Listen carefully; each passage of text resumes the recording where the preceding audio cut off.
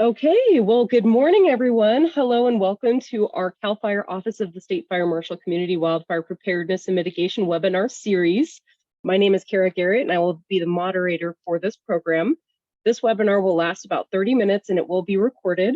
Please type any questions into the question and answer portion of your screen, and we will get to that answer as quickly as possible. After our featured speaker has completed their presentation, we will be holding a question and answer session. If you have any questions after the webinar has concluded, we will be providing contact information for the program to allow you to reach out directly. All webinar documentation, including the PDF of the PowerPoint presentation itself, the recording of the webinar, and all other documentation discussed during this presentation will be available at our website, which is in the chat link right now.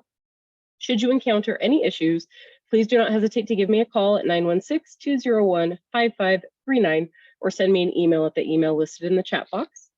So now to switch it over to today's webinar, we will focus on California Incidents Data and Statistics Program, and I will now turn it over to your presenter, Kate Kovanda, to introduce herself and share more information. So take it away, Kate. Hi, thank you all for joining us. As Kara said, my name is Kate Kovanda, and one of my main jobs is to compile annual wildfire numbers for CAL FIRE. This may seem pretty straightforward, but it can be a bit like herding cats. If you want to go to the next slide, please. Before we get started, it is important to note that we as a department always want to ensure that the figures we're producing are accurate. So our annual reports always go through strict review before being finalized. While we don't anticipate any major changes, we always want to make sure that we dot our I's and cross our T's before we publish anything official.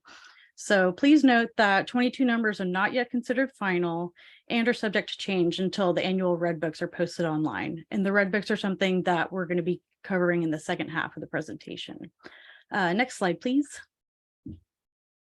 So on to 2022 numbers here.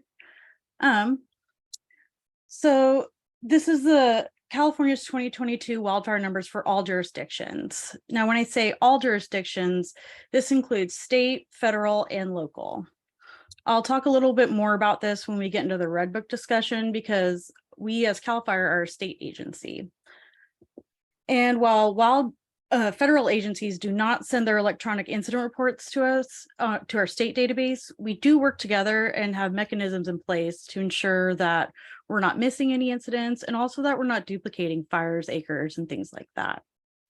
So what we're seeing for 2022 is 7,477 wildfires with a total of 307,501 acres burned. Next slide, please. Okay. And so what does this mean compared to the previous year? Well, this is 1% increase in the number of fires from 2021, but it's an 88% decrease in the amount of acres burned. So let's think about that. We know the Dixie Fire occurred in 2021, and that burned nearly 1 million acres on its own. So that outlier could potentially be skewing this. And I was curious about that myself. So I removed the Dixie Fire as an outlier and found that there were still over 1.5 million acres burned in 2021, which still puts us at over an 80% decrease in the total number of acres burned in 2021 compared to 2022 compared to 2021. Now, if anyone has ever taken a stats class, you know that correlation does not equal causation and all that. And there can be a lot of factors at play here. But what we can see is that while there were slightly more fire starts, they did not necessarily grow into these catastrophic mega fires that we'd seen in recent years.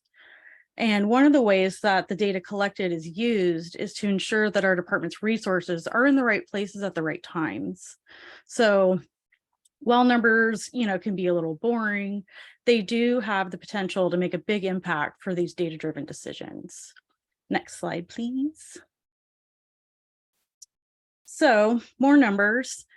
If we're looking at the average number of wildfires in California over the past 5 years, this looks pretty similar to what we saw in 2022 with around 7,500. But the 5-year average of acres burned seems pretty high at almost 2 million. And I just talked about 2021, which included the almost 1 million acre Dixie Fire, plus another 1.5 million acres. But what else might be causing this large average? Next slide, please. So we all remember 2020 with all those large fires, many of which were sparked by intense thunderstorms. 2020 ended up being the largest recorded wildfire season in California modern history, burning over 4 million acres. The August complex alone burned over 1 million acres across 7 counties and was even described as being the size of Rhode Island. So between 2020 and 2021, it's no wonder that the current 5-year average number of acres burned is so high. Next slide, please.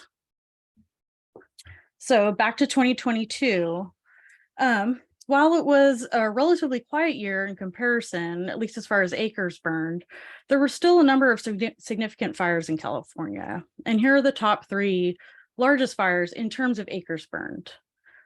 The largest fire of 2022 was the Mosquito Fire, which started in Placer County and is pictured here. This fire burned nearly 80,000 acres and destroyed 78 structures. Next, we have the McKinney Fire, which started in Klamath National Forest in July. This burned over 60,000 acres and destroyed 185 structures. The third largest wildfire of 2022 was the SRF Lightning Complex, which occurred in 6 Rivers National Forest in Trinity County. And SRF stands for 6 Rivers Forest, in case anyone was curious about that. And I'm sure you can imagine the cause was lightning. Next slide, please. Another way to measure the significance of a wildfire is the number of structures that were destroyed. These are defined as residences, commercial property, outbuildings, or other structures that are declared unusable. And here are the top 3 most destructive fires of 2022 in terms of structures destroyed. As you can see, we have the Mosquito Fire on the list as well, with those 78 structures destroyed. But we also have the Oak Fire in Mariposa County with 194 structures, as well as the Mill Fire in Siskiyou County with 118 structures destroyed. Next slide, please. So that about covers the 2022 stats. And next, we're going to talk about CAL FIRE's annual wildfire activity statistics, also known as the Redbooks. This annual report on CAL FIRE's State Responsibility Area, or SRA, wildfire activity is compiled by the Office of the State Fire Marshal's California Incident Data and Statistics Program, otherwise known as CalStats, which is our program. Next slide, please. So what does the Redbook data come from? Well, after an incident occurs, the respective CAL FIRE unit enters the incident data, such as acres burned, cause of the fire, and things like that, into the CAL FIRE incident reporting system, which we call CalFIRS. CalFIRS is a web-based subscription service utilizing both national data standards and CAL FIRE specifications to meet the department's needs for data entry and incident reporting. This data is all collected in a statewide database where we are able to run various queries and compile reports, such as the ones shown in the Redbooks. Next slide, please. I mentioned that the Redbook reports on CAL FIRE's State Responsibility Area, or SRA, wildfire activity. But what does State Responsibility Area mean? Without getting too technical, the SRA is state and privately owned forest, watershed, and rangeland for which the primary financial responsibility of preventing and suppressing wildfires rests with the state. On this map, the SRA is represented by the areas in yellow. And in the Redbook, unless otherwise specified, the tables and graphs represent SRA figures. Next slide, please. And so what kind of information can you expect to find when you open a Redbook? There are various tables and graphs in the Redbooks that contain information on things like number of wildfires grouped by cause, acres burned by cause, dollar damage, and other data points of interest. These figures are broken down by things like California region, which is either northern or southern, CAL FIRE unit, or county. This table is from the 2021 Redbook and shows the number of wildland fires by cause, grouped by region and by CAL FIRE unit. And while we're here, I also want to mention that the Redbook includes a glossary at the end that explains things like responsibility area, cause definitions, and what dollar damage entails. Next slide, please. So these are examples of a couple of graphs that are in the Redbook. These show the number of arson-caused wildfires and acres burned by year from 2012 to 2021. And again, these figures represent CAL FIRE SRA. Next slide, please. So just to switch gears a little bit, let's talk about the department. CAL FIRE is responsible for providing wildland fire protection, fire prevention, and resource management on more than 31 million acres of SRA land throughout California. CAL FIRE also provides emergency services to 115 local government cooperators through agreements with districts, cities, and counties. Next slide, please. CAL FIRE also contracts with counties to have them protect the SRA for us. CAL FIRE contracts with 6 counties to provide SRA protection within their boundaries. These counties, Kern, Los Angeles, Marin, Orange, Santa Barbara, and Ventura, are referred to as contract counties. So essentially, these are places where we don't have a CAL FIRE station. So let's say we pay Los Angeles County Fire Department to protect the SRA within Los Angeles County for us. Next slide, please. As I mentioned before, all the tables and graphs within the Redbook represent CAL FIRE SRA unless otherwise specified. And the contract counties are a good example of that distinction. Because they are different fire departments than CAL FIRE, they use different reporting software and they send their electronic data to us, but it is all still based on that same national standard. And as such, the contract counties have their own section of the Redbook for their SRA wildfire activity, as shown here. Next slide, please.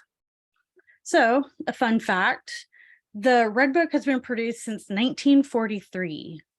While some things have changed, like the name of the department, the name of the book, and obviously the technology used to gather the statistics, the cover has always been red. And oddly enough, a lot of the categories and figures captured throughout the decades have remained pretty consistent. So these are really great resources for historical information on wildfires in California. Next slide, please.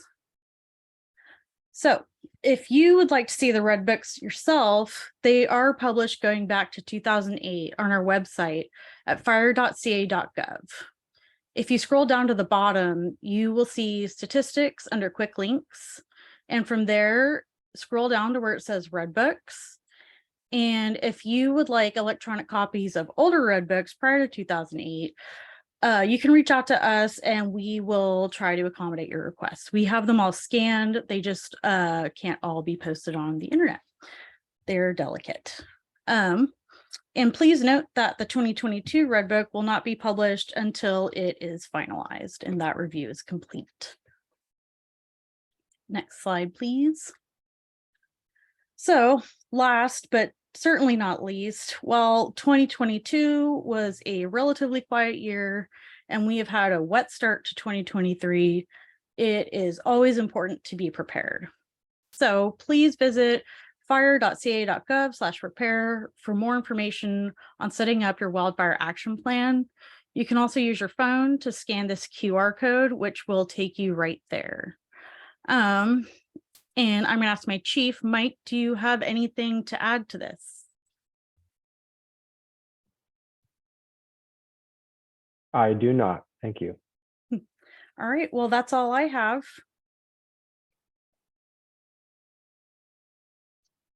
Perfect. Thank you, Kate. Wonderful, wonderful presentation. And this PDF version of the PowerPoint will be posted on our website.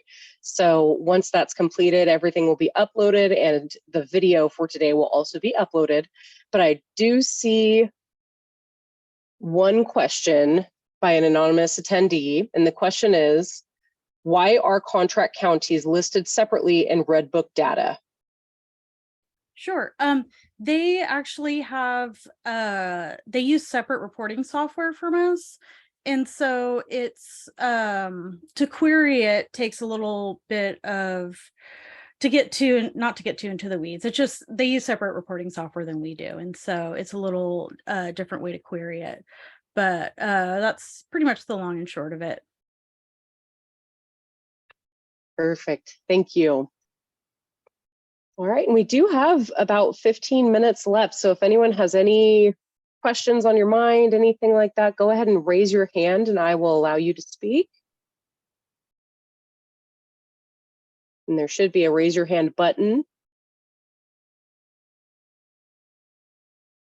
Okay, we'll give it a few more seconds.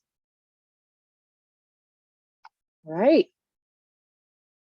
Okay, well, thank you so much, Kate. We will now discuss our next webinar. So please join us on April 24th, which is 2 weeks from today at 1 o'clock. It is a new time. So we're trying to get as many people as possible, and we're going to try changing the time a little bit. So it's at 1 o'clock, 1 o'clock to 1:30. We will be speaking about our burn permit program, including the new burn permit application platform. So we hope to see you then. Thank you all for joining us today and have a great rest of your week.